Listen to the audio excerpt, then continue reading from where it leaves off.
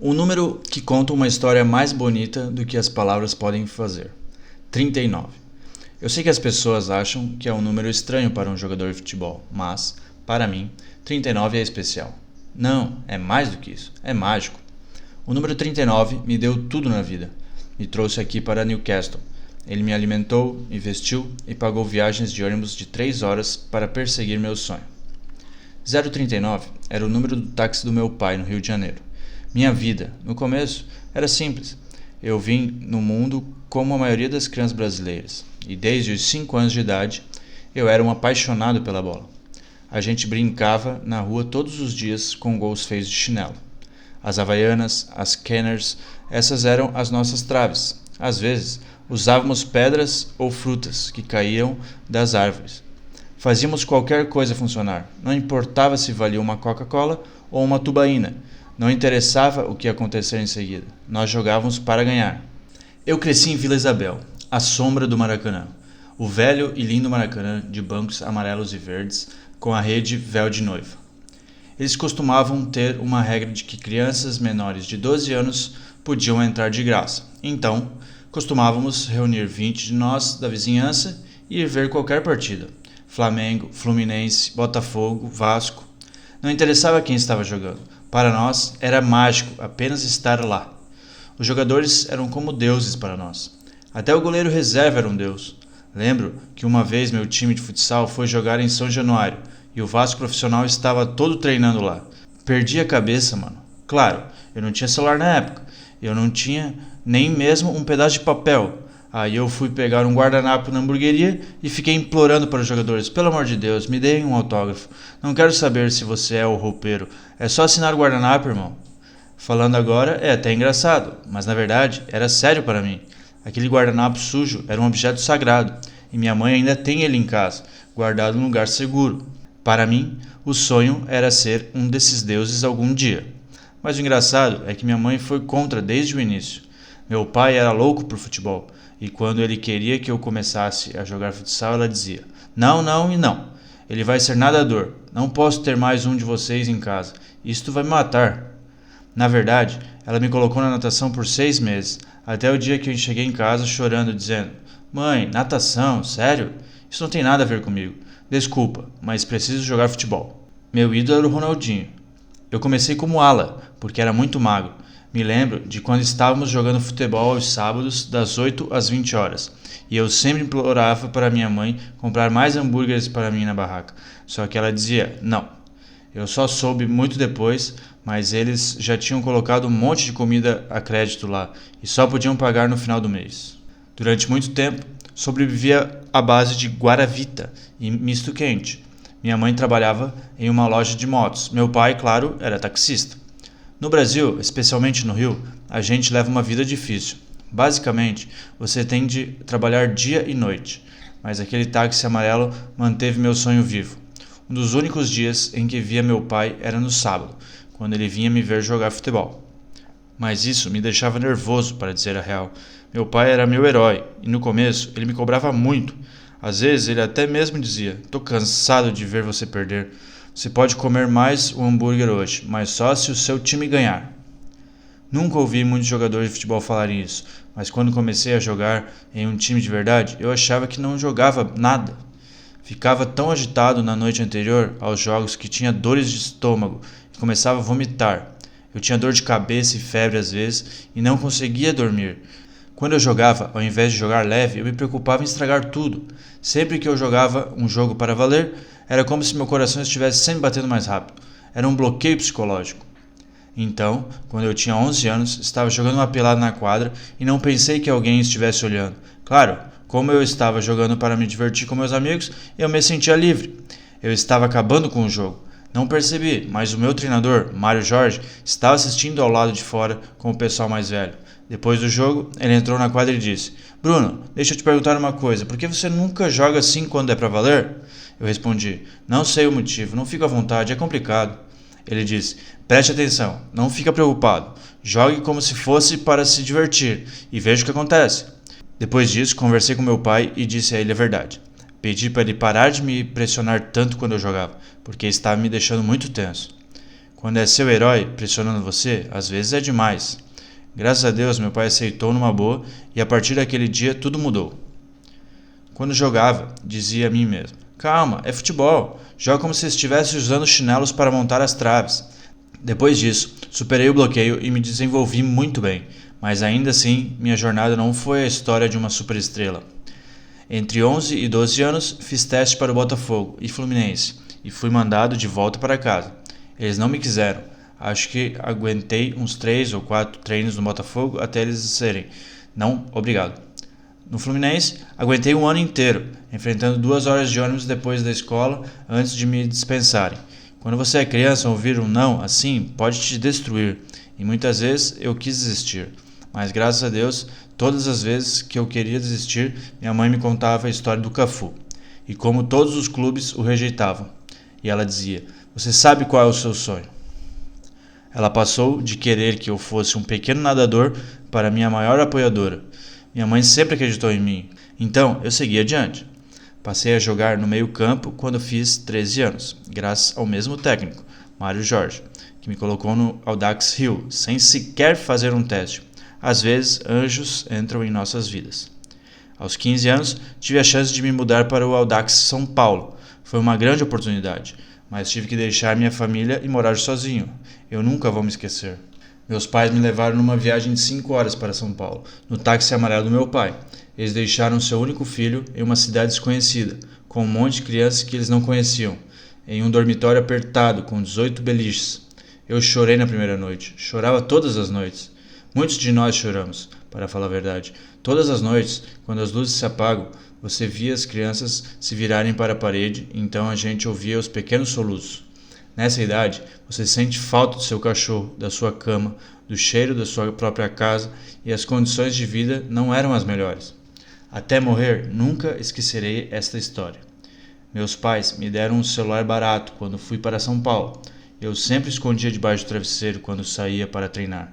Quando voltava, eu ia até o travesseiro para ver se alguém me ligava. Então, uma noite, voltei tarde do treino. Estava me preparando para dormir, subi no beliche de cima e coloquei a mão debaixo do travesseiro. Mas em vez de um telefone de plástico, sinto algo peludo. Mas tipo, não é fofo. Não é tipo fofo de peludo, mano. Era aquele tipo mais nojento de peludo. Foi daí que eu senti uma cauda. Mas que porra, senti um rabo. Mano, se você pudesse ouvir o berro que eu dei. E o ratinho gordo tá olhando pra mim, como se dissesse: e aí, o que tá fazendo na minha cama, rapá? Não era nem o ratinho, era dos grandes, parecia que tinha bebido shakes de proteína. Desço do beliche tão rápido que bato com a cabeça no outro beliche. O rato começa a correr pelo quarto e alguns caras pulam nas cadeiras e os mais corajosos estão tentando persegui-los com uma chuteira.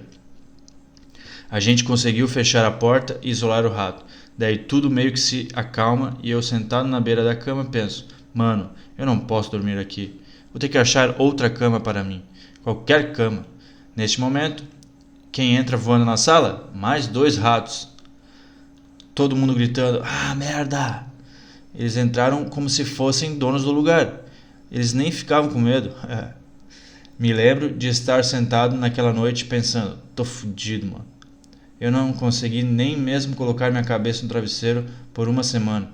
Não vou mentir, houve algumas vezes que minhas malas já estavam prontas. Uma vez liguei para minha mãe e disse a ela para me mandar o dinheiro da passagem de ônibus para casa.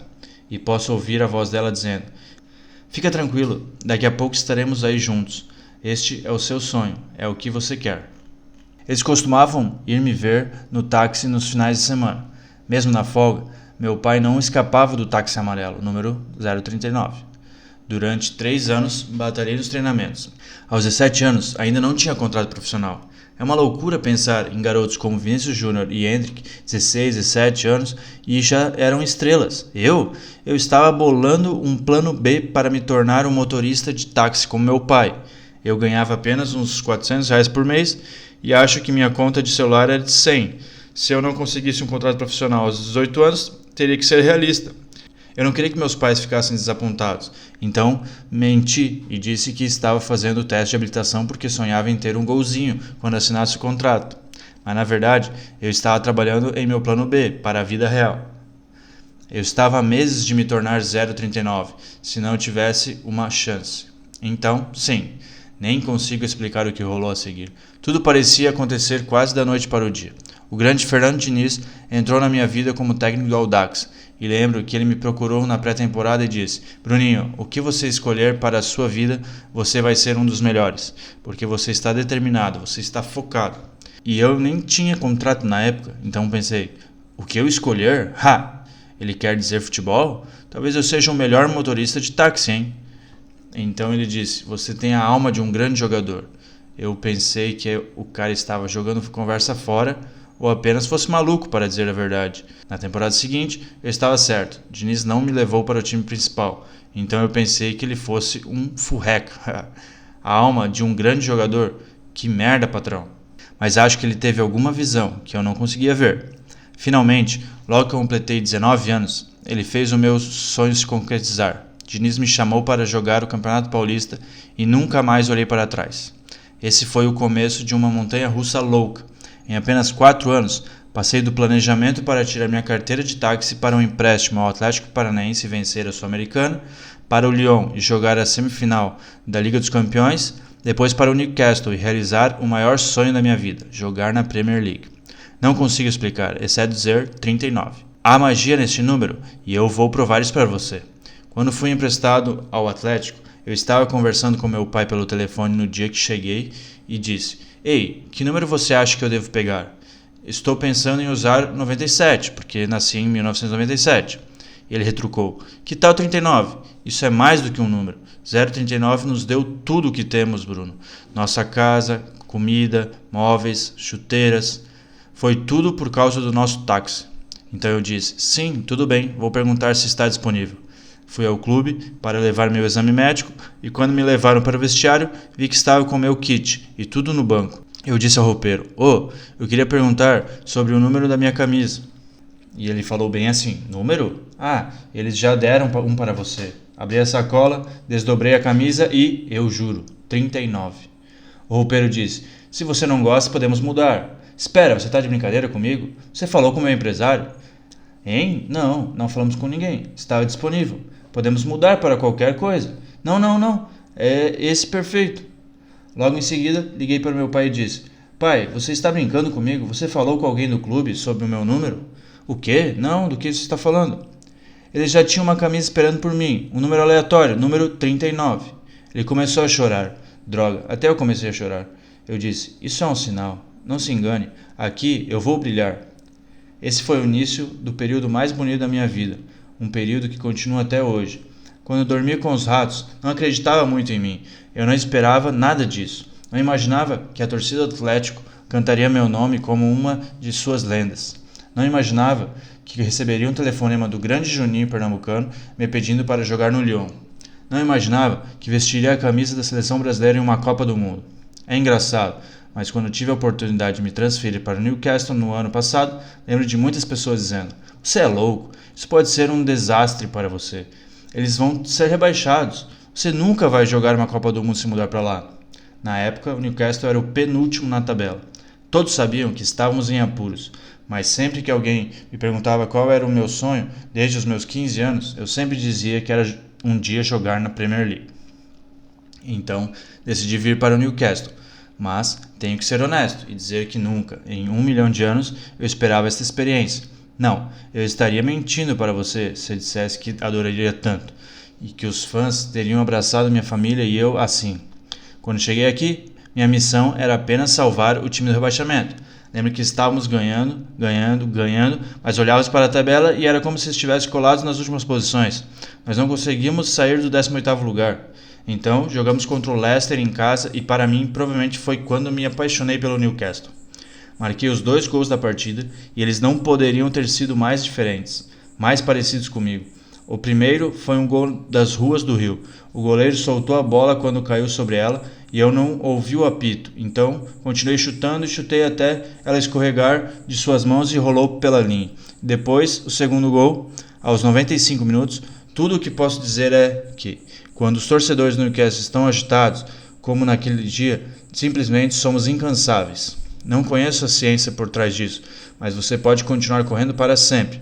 Pegamos a bola no meio campo, corri todo o campo e quando vi a bola flutuando no ar, peguei um velho truque das aulas de natação da minha mãe. Mergulhei no ar como um golfinho, mano. Eu cabeceei o cruzamento e então ouvi o rugido dos torcedores. Arrepiei. Tirei minha camisa e foi aí que soube que realmente estava na Premier League. Era uma atmosfera que eu nunca tinha visto antes, nem mesmo no Brasil. Lembro que desabei em campo quando soou o apito final e estava apenas orando a Deus, agradecendo por ter me trazido aqui. No vestiário, todos nós sabíamos que nunca mais cairíamos depois daquele dia. Para mim, tudo que aconteceu desde então, terminar em 11º naquela temporada e chegar à final da Copa da Liga nessa temporada contra o Manchester United, tudo isso aconteceu naquele dia. Espero ser uma lenda aqui. Sei que este clube pode ser um dos gigantes. Começa neste fim de semana. Ganhando ou perdendo, estamos de volta ao Wembley e sei o quanto é especial para os torcedores. Eu realmente fiz o caminho mais longo até este momento, mas acho que talvez eu valorize mais por causa de todos os contratempos. Quando vejo esses meninos e meninas em Newcastle com seus uniformes número 39, com os cabelos tingidos de branco como o meu, simplesmente fico admirado. Isso me lembra de correr com o guardanapo da hamburgueria, implorando para os jogadores do Vasco darem autógrafos. E eu lembro de implorar à minha mãe, depois da Copa do Mundo de 2002, para, por favor, raspar um triângulo no meu cabelo como Ronaldo. Ultimamente, muitas mães vêm até mim quando estou andando na rua dizendo: Bruno, você pode mudar o cabelo? Minha filha só quer cabelo branco agora. Agora que estou mais velho, sei que os jogadores de futebol não são deuses. Somos apenas pessoas, ficamos nervosos como qualquer pessoa. Nós falhamos, assim como qualquer um, mas, para mim, o futebol ainda é o jogo mágico. Minha mãe trabalhava em uma loja de motos. Ela sofreu para poder ver o filho voar e agora é a minha maior fã. Meu pai andava de táxi amarelo o dia todo e a noite toda para eu comer um misto quente e um guaravita. Agora, quando ele anda pelas ruas de Newcastle, do outro lado do mundo, as pessoas o param e pedem fotos. Aqui ele é famoso, o lendário 039, o verdadeiro 39.